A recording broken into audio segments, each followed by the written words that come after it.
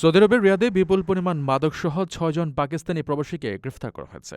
দেশটির মাদক নিয়ন্ত্রণ অধিদপ্তর এবং জাকাত ট্যাক্স ও কাস্টমস কর্তৃপক্ষের যৌথ অভিযানে তাদের আটক করা হয়। গ্রেফতারের সময় ওই প্রবাসীরা ৭১ কেজি মেথামফেটামিন বা সাবু মাদক গ্রহণ করছিলেন। সৌদির স্বরাষ্ট্র মন্ত্রণালয়ের মুখপাত্র তালাল আল শালহুব এই ঘটনার সত্যতা নিশ্চিত করেছেন। তিনি আরও জানান, মাদক চোরাচালান রোধে আন্তর্জাতিক সহযোগিতাও জোরদার করেছে সৌদি আরব। সম্প্রতি ওমানের সাথে গোয়েন্দা তথ্য বিনিময়ের মাধ্যমে আরও ২টি বড় চোরাচালান রুখে দেওয়া সম্ভব হয়েছে। ওই পৃথক অভিযানে ২০০ কেজিরও বেশি মাদক জব্দ করা হয়। আল শালহুব অপরাধী চক্রকে শনাক্ত আটক করতে দুই দেশের কার্যকর ও চলমান সহযোগিতার প্রশংসা করেন। কর্তৃপক্ষ জানিয়েছে, দেশের নিরাপত্তা ও যুব সমাজকে মাদকের হাত থেকে রক্ষায় সৌদি আরব কঠোর অবস্থানে রয়েছে এবং এই ধরনের অভিযান অব্যাহত থাকবে।